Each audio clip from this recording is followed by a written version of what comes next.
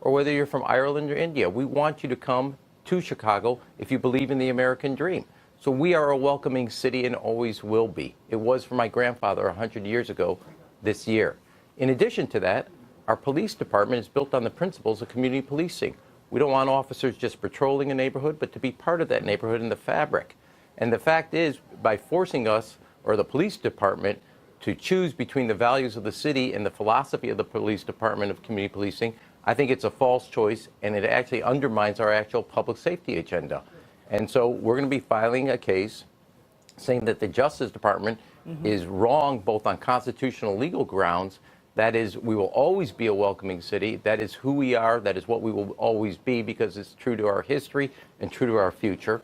But it also is true that as a police department, our police department are part of a neighborhood, part of a community that is built on the premise of trust between the residents and the police department. It's not, the police department is a part of the fabric of makes a community safe. And we want people to come forward to work with the police department, not to fear them.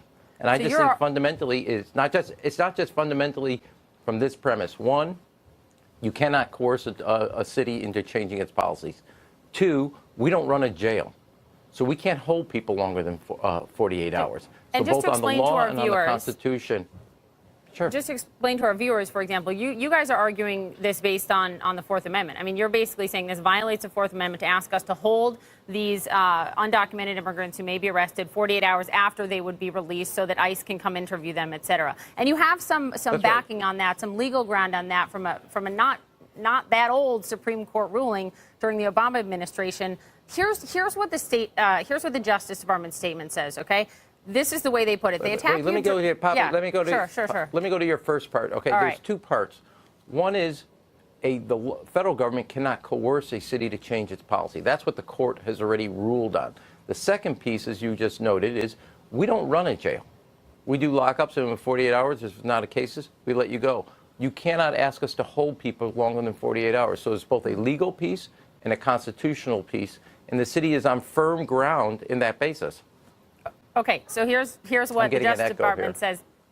We'll fix that as we do. Let me read this. Here's what the Justice Department says. In 2016, more Chicagoans were murdered than in New York City and in Los Angeles combined. So it's especially tragic that the mayor is less concerned with that staggering figure than he is spending time and taxpayer money protecting criminal aliens and putting Chicago's law enforcement at greater risk. Direct attack on you, Mayor Emanuel, you say?